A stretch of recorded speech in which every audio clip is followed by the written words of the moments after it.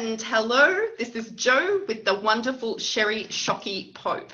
And I've asked Sherry to come along today to talk to us some more about mindset and how mindset is a really important foundation when you want to build a successful private practice. It's actually a really important foundation if you don't want to build a successful private practice as well, because mindset kind of sets the foundation for everything. Now, Sherry's had a lot of experience, both as a social worker and as a clinician and as a manager and a leader and a builder of all things awesome in private practice. She's got a lot of wisdom to share with us. And every time I talk to Sherry, I learn something new. No pressure here, Sherry, none at all. Okay. But I think you've got a lot to contribute to the community as a whole and to all clinicians. Doesn't matter what discipline you are, you have a lot to contribute. So we've got a few questions. They're fairly structured questions. We don't want this interview to go on forever. And when you and I get together, we can tend to talk about things and stuff a lot. So the questions are a guide, and as you go through, if there's more stuff you want to add, please feel free to do so. So I'm going to start with the first question. Okay. Who are you? Who do you serve? And what is it that you do to help your ideal clients? Well, currently I own a group practice, and we started our group practice about 8 years ago when we decided we wanted to be the solution to some of the problems for mental health. Mm-hmm. My business partner and I were working for the county in CPS, Child Protective Services, and all these kids kept being wrongly diagnosed with RAD, and reactive attachment disorder. And if you look at the statistics, it's very rare. But we had probably 100 kids that were classified as RAD. And so my business partner and I said, hey, we want to be part of the solution. We never meant to stay at the county this long. Let's set up a private practice. We were in the middle of a recession. Why not? Let's start a private practice. And we jumped in, and here we are. Oh, wow. Yeah. So how long have you been doing this now? We're working on our 9th year. Wow. And because it's a group practice, we're a little different than a sole proprietor. Yeah. We have people that are in different specialties. So we have everything basically but eating disorders, and we don't work with perpetrators. Nice. And everything else someone does a little bit of something. My specialty is trauma and attachment and post-traumatic stress, because I came out of the foster care system, not me personally, but that's where I worked. Yeah. And so that kind of is in my niche. I also do couples, because a lot of people don't like to work with couples, and so I do couples, but I don't do them as much as I do the trauma pieces of it. Okay, cool. So one interesting thing there, you mentioned it's a little bit different having a group practice as to having a solo practice. How many of you are there in your group?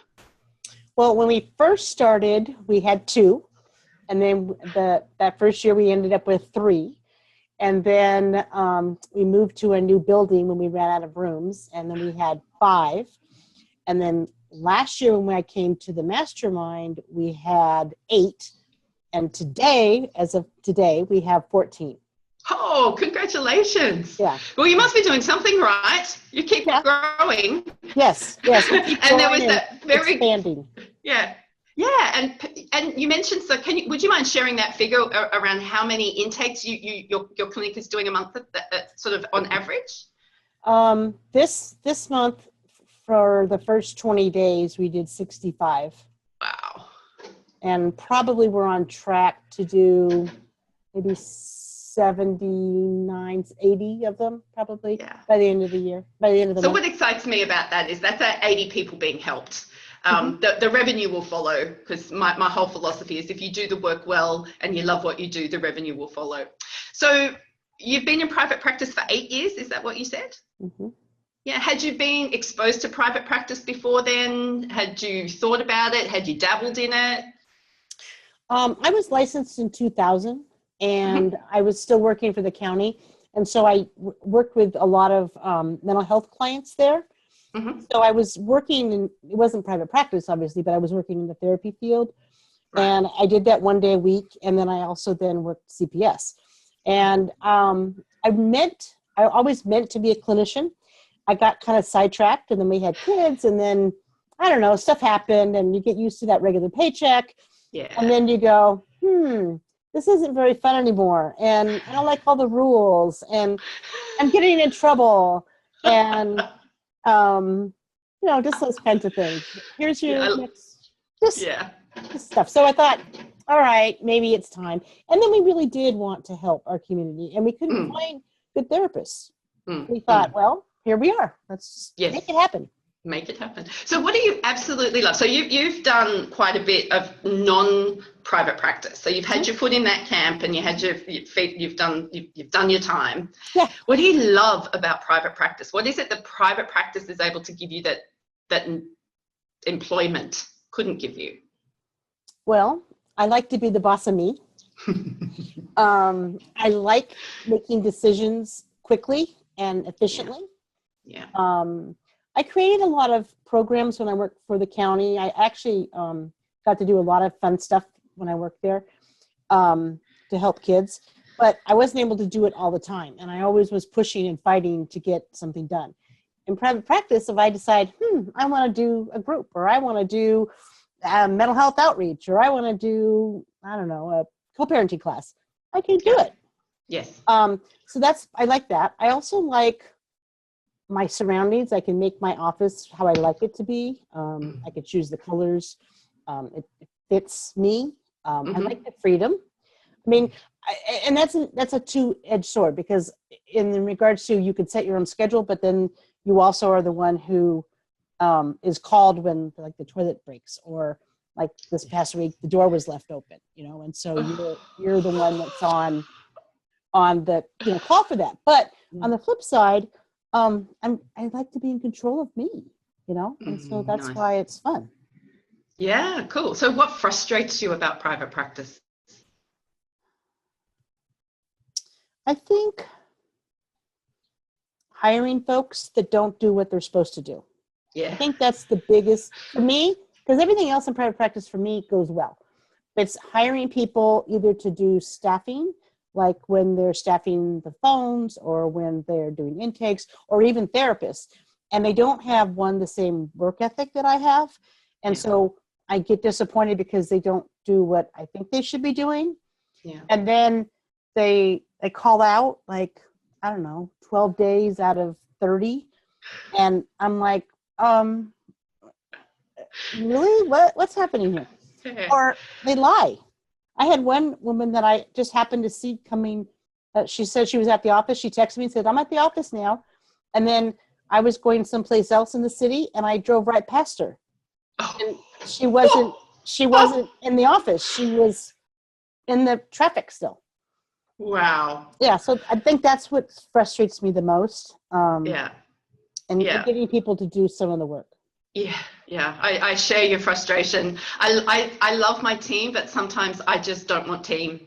It's just, and that's when my desire to be in control of everything kicks back in. It's like, that's it. I'm going back on my own, where I don't have to deal with anybody. I don't have to create another training procedure. I don't have to proofread another freaking report. Or you do a lot of file audits. So I'm just like, oh man. But I'm guessing you've kept going for so long that the love of what you're doing far outweighs the frustration. Otherwise, it doesn't make any sense. I mean, we see 420 clients on average a month. Wow. Wow. That's a lot of healing, and lots of care, and I still see clients because I love it. I'm trying not to see quite as many, but there's nothing better than to work with somebody who has some issues, and that's your niche, and make it better. There's nothing better than that. Yes. And they get better in your time frame and in their time frame, not because CPS has said you've got this amount of time to do these things, or an insurance company says that's it, you've got 6 sessions to heal 20 years of trauma. That might be just the Australian experience. Oh no, we have that too. I've been pretty successful though at negotiating for longer times for some of my clients. Yeah. But it's not fun. No, it's not fun. So why did you decide, because you're successful and you've got a good practice and you've been doing this a while and it's not like you're a new graduate, why did you decide to come and hang out with me in San Francisco last year at the Success Mindset Masterclass? Well, one, it was you, and I like you. Okay. Um, and I like what you do and what you stand for and the quality of your work. And so that was the number one, probably. And I wanted to move up my income level. Like I said, we started with like 2 of us, and then we worked to 3, and now we were up to 8, but we were still kind of floundering a little bit. And I mean, when you have staff, you have to do policies and procedures, and you have to figure out a way to bill, and there's, you know, even timesheets are weird. And so I wanted to move myself up, and, you know, there's a lot of difference between, you know, $100,000 and $900,000. Yes. And I wanted to be closer to that $900,000 mark. Yeah. But it takes a different mindset. It takes a different mindset than when you come in at the beginning. And I was just thinking about that before our interview today. It's some of the things that scared me to do. They're just like, just do it. I mean, it's not a big deal. But then it was like, well, now what do I do? How do I go to the next level? I mean, I'm doing this, I'm doing that, but what else is there to do? Yeah. And we don't know what we don't know. And so for me, it was like, okay, I need to figure out someone who's doing it well and figure out how I can emulate or create something that's similar. So that was it. And I just like the idea of being with the like-minded people, because all the people that were at the mastermind were all successful. And they were all at a certain level, and they all wanted to get to a different level. They wanted to get to a higher level. And they were willing to take risks, and they would spur each other on. And so, yeah, I wish it actually happened twice a year. But, you know, and I like to get together and have a group of people doing like a mastermind. But this works well. And I think the interaction with the people there really, it makes it worthwhile, because it's not just, I mean, yes, we're learning from you and we're learning from the experience, but we're also learning from each other. And, you know, people go, well, did you think about this? Oh no, I didn't think about that. You know, so that's what I liked. Yeah, cool. And that was a really powerful experience, how ready everybody came to play. It didn't, and I was, I guess I was a little bit, not overwhelmed, but in awe of how vulnerable people came. And I think that had a lot to do with the way it was set up beforehand, like the getting to know everybody for a month beforehand. So you kind of just didn't arrive to a room of strangers. You had some connection, and it was easy to start going. Right. Yeah.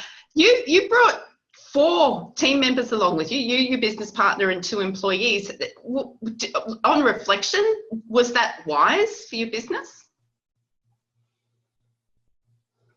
I think it was, because it was an investment in us. And I think it pushed, it made me a better leader, because I understood my staff better.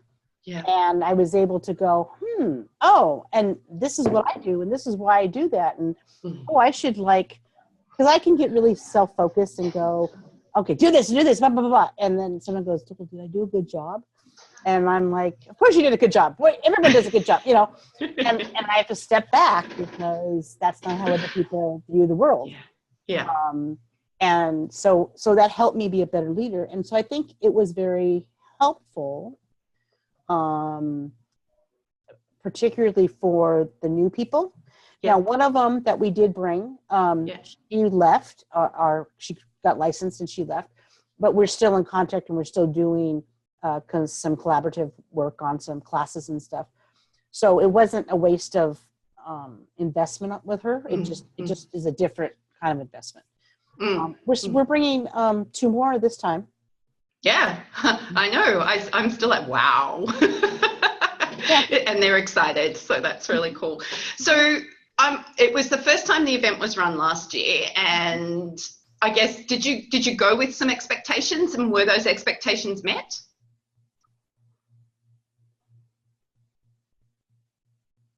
I think the expectation I went with was that whatever we worked on, it would be a high quality event, and that, yes, the expectations of that was met.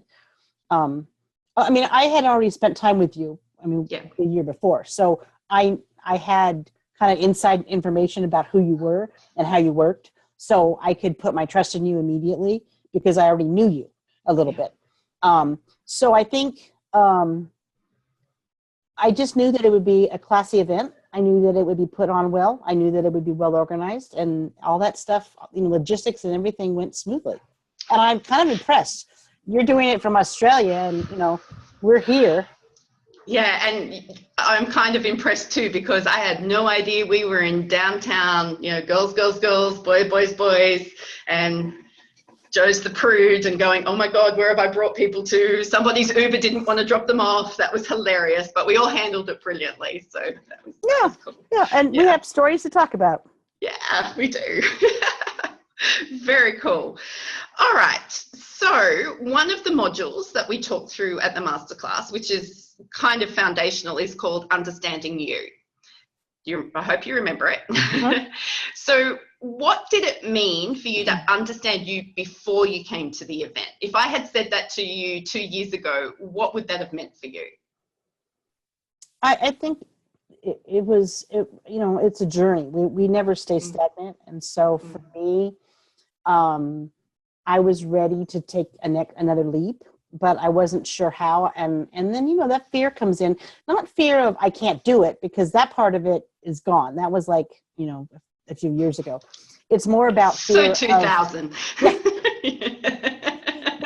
In regards to I know I'm going to make it, but I need to figure out, I don't like to make mistakes. Yeah. I don't want to waste money. Your lights just went out. I know. That's awesome. Keep going. I don't want to waste time. I hate wasting time. And I don't want to waste my staff's time, because that's money. Yeah. So for me, I needed, it was sort of like drilled down. Okay, This is what you need to know as a leader. These are where you have deficits. Well, I actually didn't call them deficits. I think you called them places for development. Something like that. I would not have used the word deficit. Yeah. And these are how your people see you, and this is what they need from you. Because I want to be a motivator for them. I want them to do their best work, because then I'm doing my best work if I can motivate them to do their best work. And then financially, we all should be doing great. Yes, exactly. So I think it honed in on some of the things. At first, when I got the little EDIS thing, I'm like, that's not me. That can't be me. And then we talked about it, and it was like, oh, well, yeah, I guess that could be me. Yeah. Yeah, well, most of that's me. Not that one, but all these other ones are me. Yeah. So. And like any behavioral analysis or psychometric tests, I personally don't think they're ever 100% accurate, and they're only ever as good as the people who are interpreting them. So it's a really useful tool, but there will be some things where you go, yeah, I'm not owning that. Yeah. I remember when I got my very first one done, I argued with the instructor and went, no, we're doing it again. And it came out exactly the same. And I had to eat humble pie and go, okay. Because we don't often see how others perceive us. Yes. We project what we think we're projecting or what we want to project, but it's not always how they experience us. No, that's right. And that's been a really powerful insight for me as well, understanding that, I go fast, I speak fast, I talk fast, I change my mind a lot, and that unsettles people. I didn't know that. I was just like, come along, get with the program. What's wrong with you? Oi. So learning how to internalize some of that. That was powerful for me too. So what did you learn about yourself at the event? If you can come up with 3 things, what did you learn about yourself at the event that has been really helpful for you in the last 12 months? To integrate my staff in decision making, but I ultimately have to make the decision. I think I wasn't advocating my role, but I think I was trying to be so inclusive with everybody that we didn't make a decision sometimes on certain things because I wanted everybody's opinion. Right. So, part of my pieces that needed to happen was that needed to start. I also took back my calendar, and that was huge. Yeah. Because I was letting my business run me more than I was running my business. Oh. And so it was sort of it was an aha moment. And I actually, when I came, I was really tired. Yeah. And I just was like, okay, we're here. All right. And then I got energized. And then it was like, okay, I needed to make some changes because this is not okay. I don't need to feel like every fiber of my body is exhausted. So that was the second one. And I don't know, the third one was sort of work on projects, keep doing stuff. Because of my fact that I don't like to make mistakes and I don't like to waste money. I think I got not necessarily permission, but it was more like, yeah, I've done that, and I had this problem, and then I had this problem, and so being around the other people who had similar problems, because when I make a mistake, or when you make a mistake, it could be $20,000 or $40,000, and it goes in a couple of days, and then you're like, oh gosh, now what do I do? So that's baked beans on toast for a month. Yeah, that's very different than, am I going to make the $900 rent? Yeah. Yeah. And so it's a different level. And so for me, it was like, first of all, talking numbers like that was like a little scary. So we all have these little money issue stuff.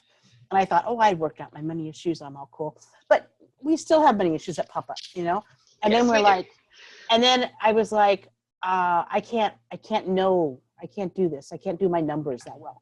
And then it was like, what am I afraid of? And I was like, let's just get it done. So that was 4 things. Sorry. That's okay. I don't mind. Keep talking. It's great. I love the way that you've reflected that even at 8 years in, massive team, or fairly large team, doing this for a while, dedicated and committed to learning and growth, that your money issues still come up. Money issues still come up. They do. They come up for me. It's not like that's it, they are done. It's like it's like a new level or a new layer of the onions coming off, and you're like, damn it, I thought we left that 10 years ago, but here it is again. I find it hilarious. So it's easy for me to go and commit to $20,000 worth of training, but I won't catch a cab from Melbourne airport into Melbourne CBD. It's like, what the hell? It's just, where did that come from? Yeah, that was a fun night. Okay, so what has been the biggest change for you in the last 12 months?